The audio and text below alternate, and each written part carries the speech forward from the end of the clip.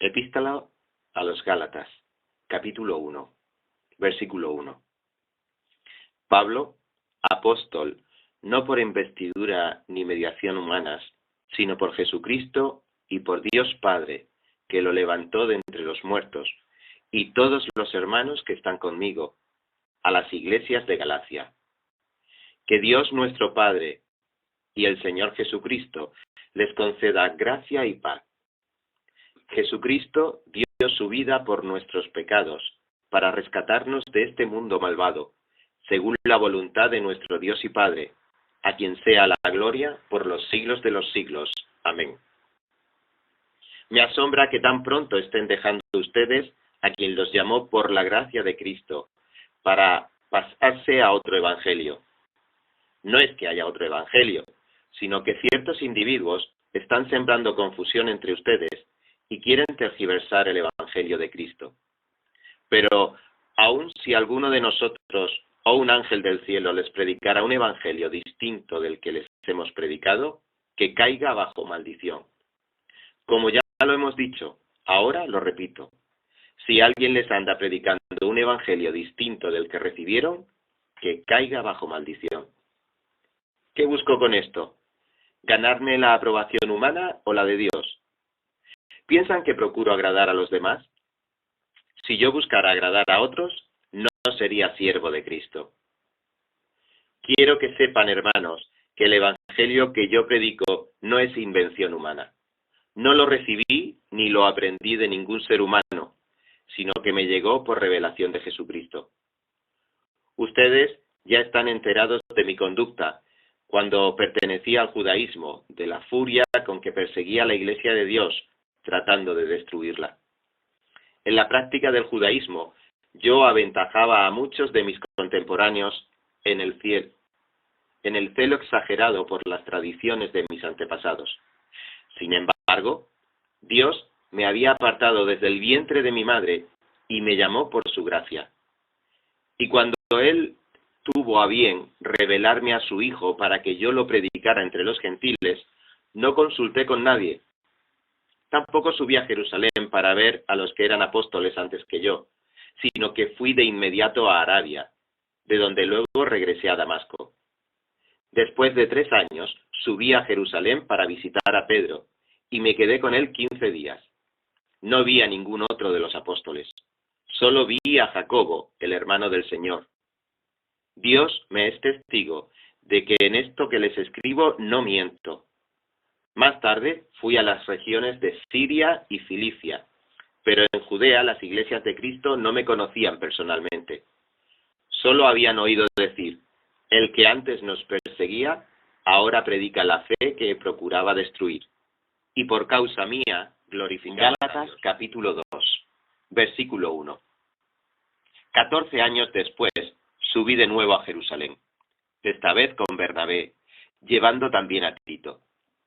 Fui en obediencia a una revelación y me reuní en privado con los que eran reconocidos como dirigentes, y les expliqué el evangelio que predico entre los gentiles, para que todo mi esfuerzo no fuera en vano. Ahora bien, ni siquiera Tito, que me acompañaba, fue obligado a circuncidarse, aunque era griego. El problema era que algunos falsos hermanos se habían infiltrado entre nosotros para coartar la libertad que tenemos en Cristo Jesús, a fin de esclavizarnos. Ni por un momento accedimos a someternos a ellos, pues queríamos que se preservara entre ustedes la integridad del Evangelio. En cuanto a los que eran reconocidos como personas importantes, aunque no me interesa lo que fueran, porque Dios no juzga por las apariencias, esos tales no me impusieron nada nuevo. Al contrario, reconocieron que a mí se me había encomendado predicar el Evangelio a los gentiles de la misma manera que se le había encomendado a Pedro predicarlo a los judíos. El mismo Dios que facultó a Pedro como apóstol de los judíos, me facultó también a mí como apóstol de los gentiles. En efecto, Jacobo, Pedro y Juan, que eran considerados columnas al reconocer la gracia que yo había recibido, nos dieron la mano a Bernabé y a mí en señal de compañerismo, de modo que nosotros fuéramos a los gentiles y ellos a los judíos. Solo nos pidieron que nos acordáramos de los pobres y eso es precisamente lo que he venido haciendo con esmero. Pues bien, cuando Pedro fue a Antioquía, le eché en cara su comportamiento condenable. Antes que llegaran algunos de parte de Jacobo, Pedro solía comer con los gentiles. Pero cuando aquellos llegaron, comenzó a retraerse y a separarse de los gentiles, por temor a los partidarios de la circuncisión. Entonces, los demás judíos se unieron a Pedro en su hipocresía, y hasta el mismo Bernabé se dejó arrastrar por esa conducta hipócrita. Cuando vi que no actuaban rectamente como corresponde a la integridad del Evangelio, le dije a Pedro delante de todos: si tú que eres judío vives como si no lo fueras, ¿por qué obligas a los gentiles a practicar el judaísmo? Nosotros somos judíos de nacimiento y no pecadores paganos. Sin embargo, al reconocer que nadie es justificado por las obras que demanda la ley, sino por la fe en Jesucristo, también nosotros hemos puesto nuestra fe en Cristo Jesús, para ser justificados por la fe en Él, y no por las obras de la ley, porque por estas nadie será justificado. Ahora bien, cuando buscamos ser justificados por Cristo, se hace evidente que nosotros mismos somos pecadores. ¿Quiere esto decir que Cristo está al servicio del pecado? De ninguna manera. Si uno vuelve a edificar lo que antes había destruido, se hace transgresor. Yo, por mi parte, mediante la ley, he muerto a la ley, a fin de vivir para Dios. He sido crucificado con Cristo, y ya no vivo yo, sino que Cristo vive en mí. Lo que ahora vivo en el cuerpo, lo vivo por la fe en el Hijo de Dios, quien me amó y dio su vida por mí. No desecho la gracia de Dios. Si la justicia se obtuviera mediante la ley, Cristo habría muerto en vano. Gálatas capítulo 3, versículo 1. Gálatas torpes, ¿quién os ha hechizado a ustedes ante quienes Jesucristo crucificado ha sido presentado tan claramente? Solo quiero que me respondan a esto. ¿Recibieron el Espíritu por las obras que demanda la ley o por la fe con que aceptaron el mensaje? ¿Tan torpes son? Después de haber comenzado con el Espíritu, ¿pretenden ahora perfeccionarse con esfuerzos humanos? ¿Tanto sufrir para nada? Si es que de veras fue para nada. Al darles Dios su Espíritu y hacer milagros entre ustedes, ¿lo hace por las obras que demanda la ley o por la fe con que han aceptado el mensaje? Así fue con Abraham. Le creyó a Dios y esto se le tomó en cuenta como justicia. Por lo tanto, sepan que los descendientes de Abraham son aquellos que viven por la fe. En efecto, la Escritura, habiendo previsto que Dios justificaría por la fe a las naciones, anunció de antemano el Evangelio a Abraham. Por medio de ti serán bendecidas todas las naciones. Así que los que viven por la fe son bendecidos junto con Abraham, el hombre de fe. Todos los que viven por las obras que demanda la ley están bajo maldición, porque está escrito: maldito sea quien no practique fielmente todo lo que está escrito en el libro de la ley. Ahora bien, es evidente que por la ley nadie es justificado delante de Dios, porque el justo vivirá por la fe. La ley no se basa en la fe. Por el contrario, quien practique estas cosas vivirá por ellas. Cristo nos rescató de la maldición de la ley al hacerse maldición por nosotros, pues está escrito: maldito todo el que es colgado en un madero. Así sucedió, para que por medio de Cristo Jesús la bendición prometida a Abraham llegara a las naciones, y para que por la fe recibiéramos el Espíritu según la promesa. Hermanos, voy a ponerles un ejemplo. Aún en el caso de un pacto humano, nadie puede anularlo ni añadirle nada una vez que ha sido ratificado. Ahora bien, las promesas se le hicieron a Abraham y a su descendencia. La Escritura no dice «y a los descendientes», como refiriéndose a muchos, sino «y a tu descendencia», dando a entender uno solo, que es Cristo.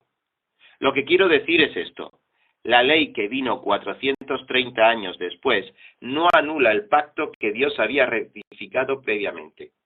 De haber sido así, quedaría sin efecto la promesa. Si la herencia se basa en la ley, ya no se basa en la promesa, pero Dios se la concedió gratuitamente a Abraham mediante una promesa. Entonces, ¿cuál era el propósito de la ley? Fue añadida por causa de las transgresiones hasta que viniera la descendencia a la cual se hizo la promesa. La ley se promulgó por medio de ángeles, por conducto de un mediador. Ahora bien, no hace falta mediador si hay una sola parte, y sin embargo, Dios es uno solo. Si esto es así, ¿estará la ley en contra de las promesas de Dios? De ninguna manera. Si se hubiera promulgado una ley capaz de dar vida, entonces sí que la justicia se basaría en la ley. Pero la Escritura declara que todo el mundo es prisionero del pecado, para que mediante la fe en Jesucristo lo prometido se les conceda a los que creen. Antes de venir esta fe, la ley nos tenía presos, encerrados hasta que la fe se revelara. Así que la ley vino a ser nuestro guía, encargado de conducirnos a Cristo, para que fuéramos justificados por la fe. Pero ahora que ha llegado la fe, ya no estamos sujetos al guía. Todos ustedes son hijos de Dios mediante la fe en Cristo Jesús, porque todos los que han sido bautizados en Cristo se han revestido de Cristo. Ya no hay judío ni griego, esclavo ni libre, hombre ni mujer, sino que todos ustedes son uno solo en Cristo Jesús. Y si ustedes pertenecen a Cristo, son la descendencia de Abraham y herederos según la promesa. Gálatas capítulo 4, versículo 1. En otras palabras, mientras el heredero es menor de edad, en nada se diferencia de un esclavo, a pesar de ser dueño de todo. Al contrario, está bajo el cuidado de tutores y administradores hasta la fecha fijada por su padre. Así también nosotros, cuando éramos menores, estábamos esclavizados por los principios de este mundo. Pero cuando se cumplió el plazo, Dios envió a su Hijo, nacido de una mujer, nacido bajo la ley, para rescatar a los que estaban bajo la ley, a fin de que fuéramos adoptados como hijos. Ustedes ya son hijos. Dios ha enviado a nuestros corazones el Espíritu de su Hijo, que clama, Abba, Padre. Así que ya no eres esclavo, sino hijo, y como eres hijo, Dios te ha hecho también heredero. Antes, cuando no conocían a Dios, ustedes eran esclavos de los que en realidad no son dioses. Pero ahora que conocen a Dios, o más bien que Dios los conoce a ustedes, ¿cómo es que quieren regresar a esos principios ineficaces y sin valor? ¿Quieren volver a ser esclavos de ellos? Ustedes siguen guardando los días de fiesta, meses y estaciones y años. Temo por ustedes que tal vez me haya estado esforzando en vano. Hermanos, yo me he identificado con ustedes. Les suplico ahora que se identifiquen conmigo. No es que me hayan ofendido en algo. Como bien saben, la primera vez que les prediqué el Evangelio fue debido a una enfermedad, y aunque esta fue una prueba para ustedes, no me trataron con desprecio ni desdén.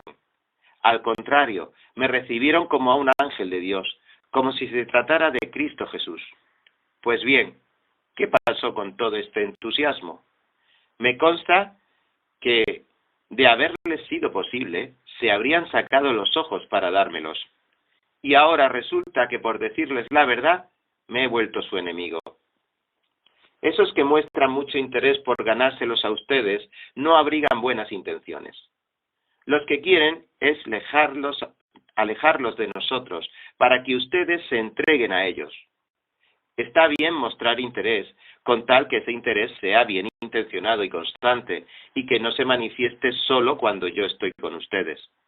Queridos hijos, por quienes vuelvo a sufrir dolores de parto hasta que Cristo sea formado en ustedes, ¿cómo quisiera estar ahora con ustedes y hablarles de otra manera? Porque lo que están haciendo me tiene perplejo. Díganme ustedes, los que quieren estar bajo la ley, ¿por qué no le prestan atención a lo que la ley misma dice? ¿Acaso no está escrito que Abraham tuvo 2 hijos, uno de la esclava y otro de la libre? El de la esclava nació por decisión humana, pero el de la libre nació en cumplimiento de una promesa. Este relato puede interpretarse en sentido figurado. Estas mujeres representan dos pactos. Uno, que es Agar, procede del monte Sinaí y tiene hijos que nacen para ser esclavos. Agar representa el monte Sinaí en Arabia y corresponde a la actual ciudad de Jerusalén, porque junto con sus hijos vive en esclavitud. Pero la Jerusalén celestial es libre y esta es nuestra madre, porque está escrito: tú, mujer estéril que nunca has dado a luz, grita de alegría. Tú que nunca tuviste dolores de parto, prorrumpe en gritos de júbilo, porque más hijos que la casada tendrá la desamparada. Ustedes, hermanos, al igual que Isaac, son hijos de por la promesa. Y así como en aquel tiempo el hijo nacido por decisión humana persiguió al hijo nacido por el Espíritu, así también sucede ahora. Pero, ¿qué dice la Escritura? Echa de aquí a la esclava y a su hijo. El hijo de la esclava jamás tendrá parte en la herencia con el hijo de la libre. Así que, hermanos, no somos hijos de la esclava, sino de la libre. Gálatas capítulo 5, versículo 1. Cristo nos libertó para que vivamos en libertad. Por lo tanto, manténganse firmes y no se sometan nuevamente al yugo de esclavitud. Escuchen bien.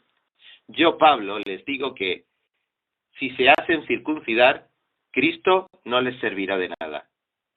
De nuevo declaro que todo el que se hace circuncidar está obligado a practicar toda la ley. Aquellos de entre ustedes que tratan de ser justificados por la ley han roto con Cristo, han caído de la gracia. Nosotros, en cambio, por obra del Espíritu y mediante la fe, aguardamos con ansias la justicia que es nuestra esperanza. En Cristo Jesús, de nada vale estar o no estar circuncidados. Lo que vale es la fe que actúa mediante el amor. Ustedes están corriendo bien. ¿Quién los estorbó para dejar de obedecer a la verdad? Tal instigación no puede venir de Dios, que es quien los ha llamado. Un poco de levadura fermenta toda la masa. Yo, por mi parte, confío en el Señor, que ustedes no pensarán de otra manera. El que los está perturbando será castigado, sea quien sea. Hermanos, si es verdad que yo todavía predico la circuncisión, ¿por qué se me persigue? Si tal fuera mi predicación, la cruz no ofendería tanto.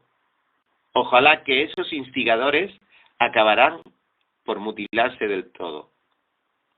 Les hablo así: hermanos, porque ustedes han sido llamados a ser libres, pero no se valgan de esa libertad para dar rienda suelta a sus pasiones.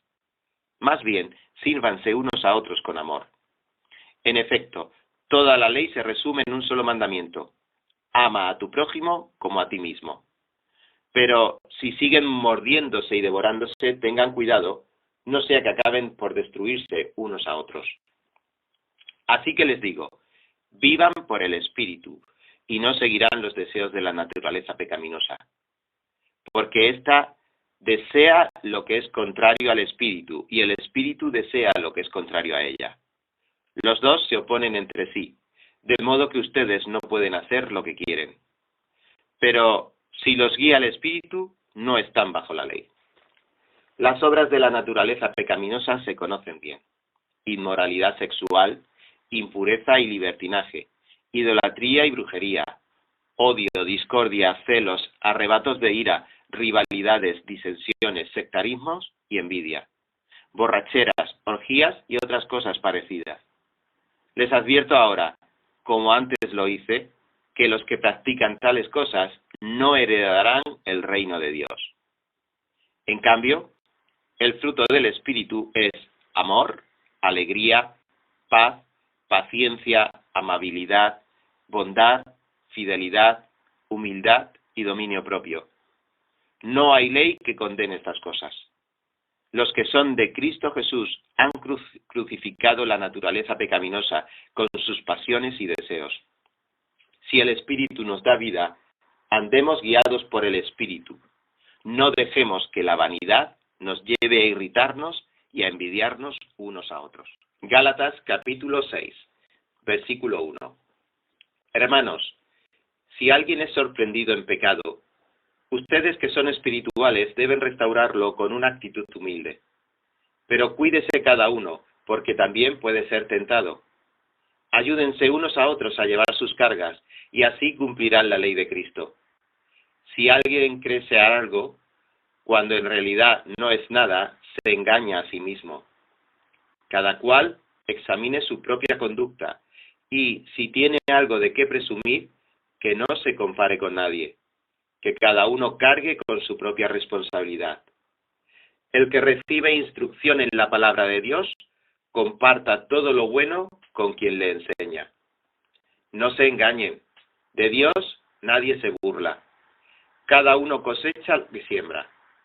El que siembra para agradar a su naturaleza pecaminosa, de esa misma naturaleza cosechará destrucción.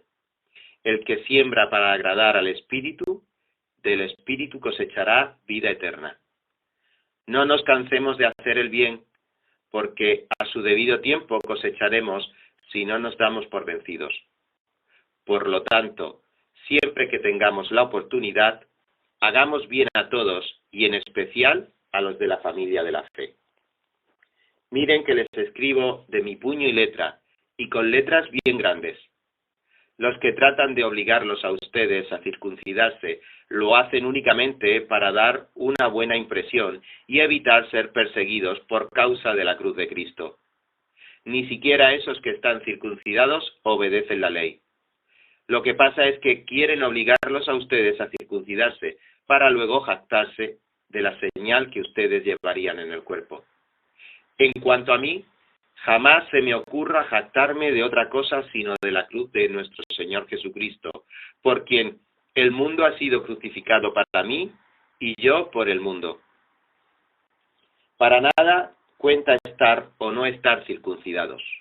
Lo que importa es ser parte de una nueva creación.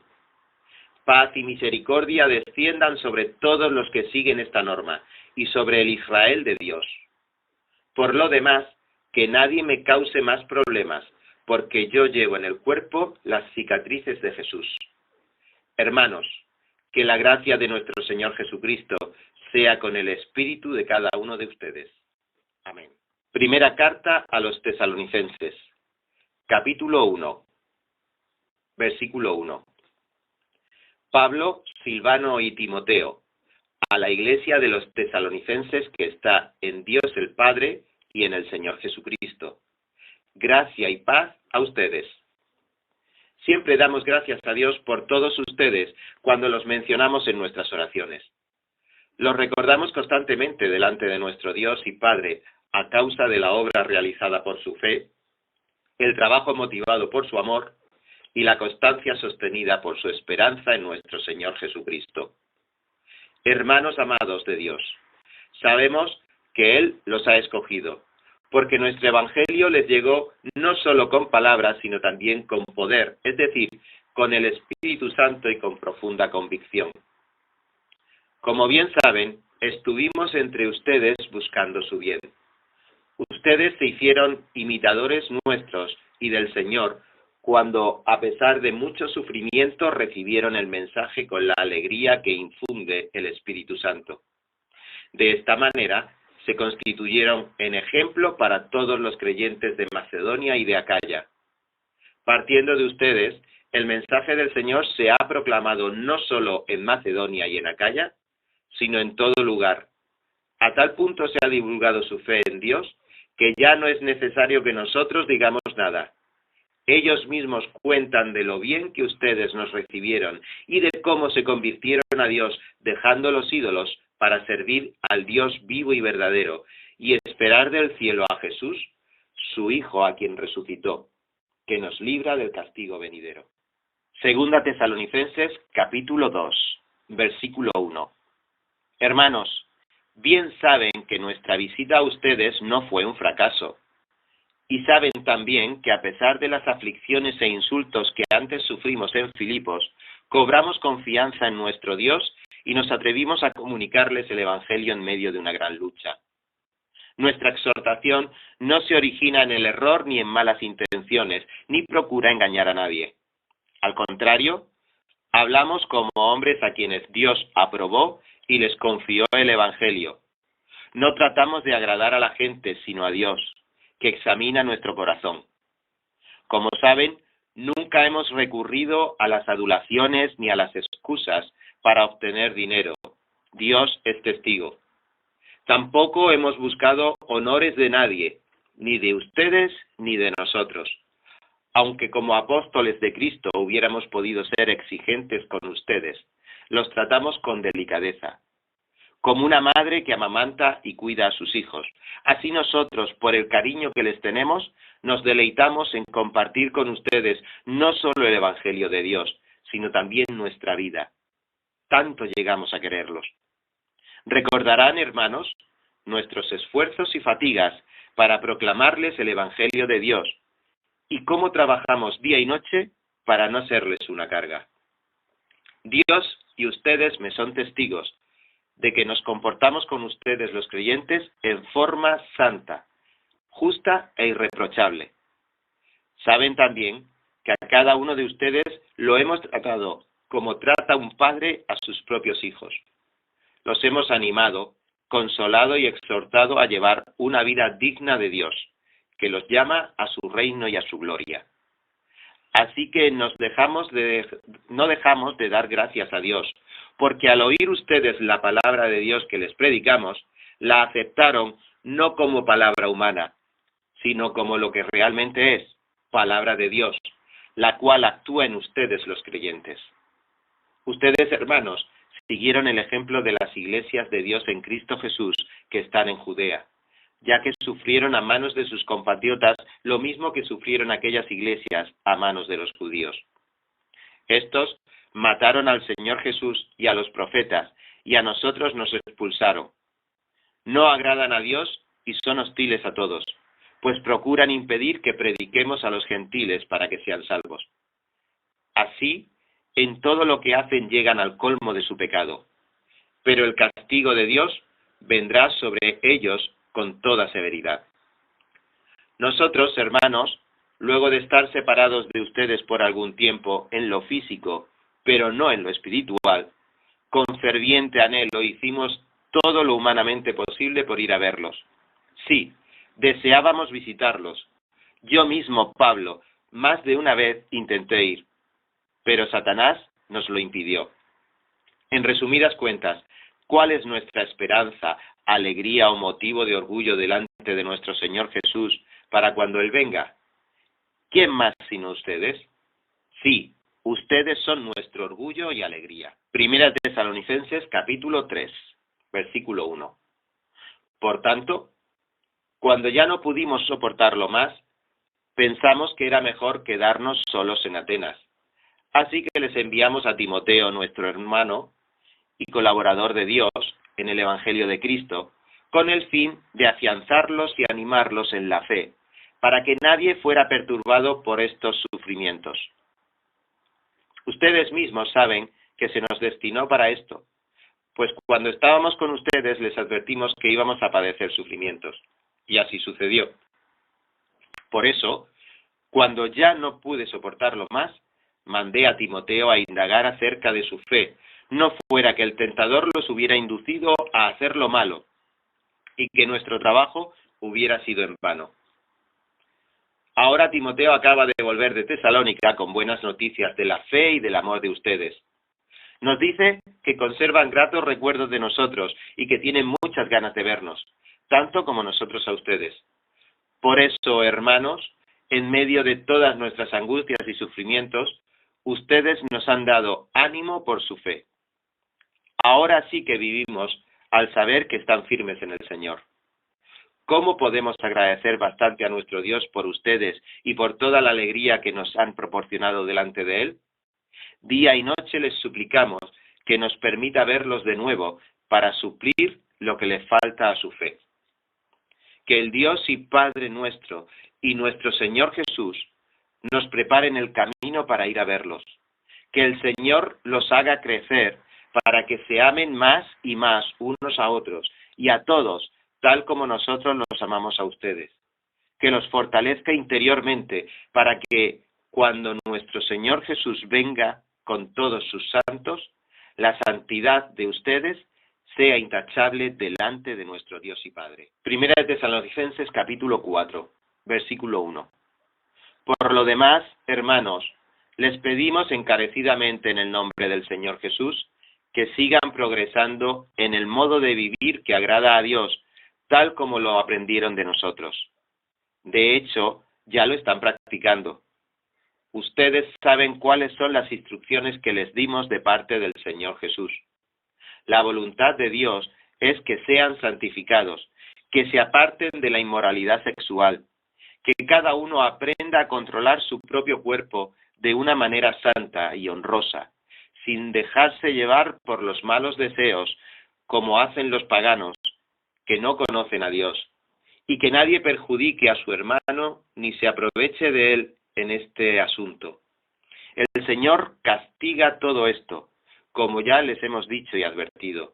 Dios no nos llamó a la impureza, sino a la santidad. Por tanto, el que rechaza estas instrucciones no rechaza a un hombre, sino a Dios, quien les da a ustedes su Espíritu Santo. En cuanto al amor fraternal, no necesitan que les escribamos, porque Dios mismo les ha enseñado a amarse unos a otros. En efecto, ustedes aman a todos los hermanos que viven en Macedonia. No obstante, hermanos, les animamos a amarse aún más, a procurar vivir en paz con todos, a ocuparse de sus propias responsabilidades y a trabajar con sus propias manos. Así les he mandado, para que con su modo de vivir se ganen el respeto de los que no son creyentes y no tengan que depender de nadie. Hermanos, no queremos que ignoren lo que va a pasar con los que ya han muerto, para que no se entristezcan como esos otros que no tienen esperanza. ¿Acaso no creemos que Jesús murió y resucitó? Así también Dios resucitará con Jesús a los que han muerto en unión con Él. Conforme a lo dicho por el Señor, afirmamos que nosotros, los que estemos vivos y hayamos quedado hasta la venida del Señor, de ninguna manera nos adelantaremos a los que hayan muerto. El Señor mismo descenderá del cielo, con voz de mando, con voz de arcángel y con trompeta de Dios, y los muertos en Cristo resucitarán primero. Luego los que estemos vivos, los que hayamos quedado, seremos arrebatados junto con ellos en las nubes para encontrarnos con el Señor en el aire. Y así estaremos con el Señor para siempre. Por lo tanto, anímense unos a otros con estas palabras. Primera de Tesalonicenses, capítulo 5, versículo 1. Ahora bien, hermanos, ustedes no necesitan que se les escriba acerca de tiempos y fechas, porque ya saben que el día del Señor llegará como ladrón en la noche. Cuando estén diciendo paz y seguridad, vendrá de improviso sobre ellos la destrucción, como le llega a la mujer encinta los dolores de parto. De ninguna manera podrán escapar. Ustedes, en cambio, hermanos, no están en la oscuridad para que ese día los sorprenda como un ladrón. Todos ustedes son hijos de la luz y del día. No somos de la noche ni de la oscuridad. No debemos, pues, dormirnos como los demás, sino mantenernos alerta en nuestro sano juicio. Los que duermen, de noche duermen, y los que se emborrachan, de noche se emborrachan. Nosotros que somos del día, por el contrario, estemos siempre en nuestro sano juicio, protegidos por la coraza de la fe y del amor, y por el casco de la esperanza de salvación. Pues Dios no nos destinó a sufrir el castigo, sino a recibir la salvación por medio de nuestro Señor Jesucristo. Él murió por nosotros para que, en la vida o en la muerte, vivamos junto con Él. Por eso, anímense y edifíquense unos a otros, tal como lo vienen haciendo. Hermanos, les pedimos que sean considerados con los que trabajan arduamente entre ustedes y los guían y amonestan en el Señor. Ténganlos en alta estima y ámenlos por el trabajo que hacen. Vivan en paz unos con otros. Hermanos, también les rogamos que amonesten a los holgazanes, estimulen a los desanimados, ayuden a los débiles y sean pacientes con todos. Asegúrense de que nadie pague mal por mal. Más bien, esfuércense por hacer el bien, no solo entre ustedes, sino a todos. Estén siempre alegres, oren sin cesar, den gracias a Dios en toda situación, porque esta es su voluntad para ustedes en Cristo Jesús. No apaguen el espíritu, no desprecien las profecías, sométanlo todo a prueba, aférrense a lo bueno, eviten toda clase de mal. Que Dios mismo, el Dios de paz, los santifique por completo y conserve todo su ser, espíritu, alma y cuerpo, irreprochable para la venida del Señor Jesucristo. El que los llama es fiel y así lo hará. Hermanos, oren también por nosotros. Saluden a todos los hermanos con un beso santo. Les encargo delante del Señor que lean esta carta a todos los hermanos. Que la gracia de nuestro Señor Jesucristo sea con ustedes. Segunda carta a los Tesalonicenses, capítulo 1, versículo 1.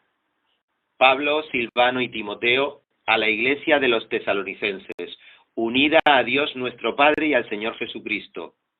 Que Dios el Padre y el Señor Jesucristo les concedan gracia y paz. Hermanos, siempre debemos dar gracias a Dios por ustedes, como es justo, porque su fe se acrecienta cada vez más, y en cada uno de ustedes sigue abundando el amor hacia los otros. Así que nos sentimos orgullosos de ustedes ante las iglesias de Dios por la perseverancia y la fe que muestran al soportar toda clase de persecuciones y sufrimientos. Todo esto prueba que el juicio de Dios es justo y por tanto Él los considera dignos de su reino, por el cual están sufriendo. Dios, que es justo, pagará con sufrimiento a quienes lo hacen sufrir a ustedes, y a ustedes que sufren les dará descanso, lo mismo que a nosotros.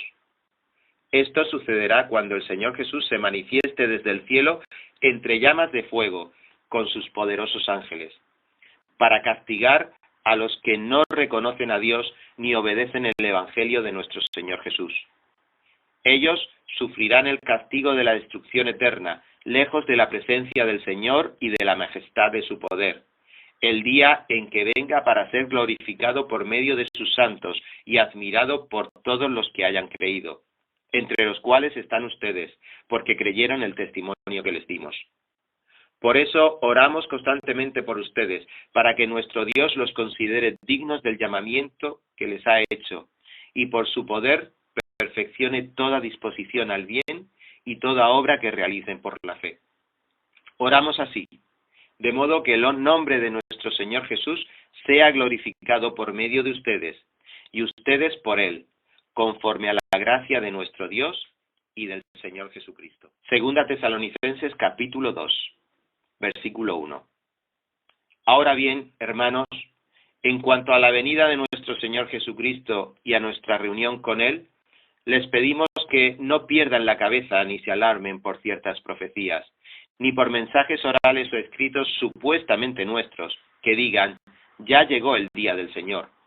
No se dejen engañar de ninguna manera, porque primero tiene que llegar la rebelión contra Dios y manifestarse el hombre de maldad, el destructor por naturaleza. Este se opone y se levanta contra todo lo que lleva el nombre de Dios o es objeto de adoración, hasta el punto de adueñarse del templo de Dios y pretender ser Dios. ¿No recuerdan que ya les hablaba ya de esto cuando estaba con ustedes? Bien saben que hay algo que detiene a este hombre, a fin de que él se manifieste a su debido tiempo.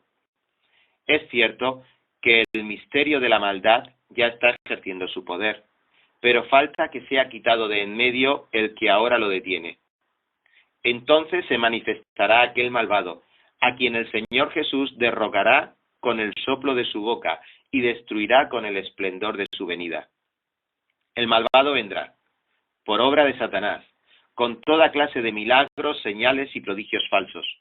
Con toda perversidad engañará a los que se pierden por haberse negado a amar la verdad y así ser salvos. Por eso Dios permite que, por el poder del engaño, crean en la mentira. Así serán condenados todos los que no creyeron en la verdad, sino que se deleitaron en el mal. Nosotros, en cambio, siempre debemos dar gracias a Dios por ustedes, hermanos amados por el Señor, porque desde el principio Dios los escogió para ser salvos, mediante la obra santificadora del Espíritu Santo y la fe que tienen en la verdad.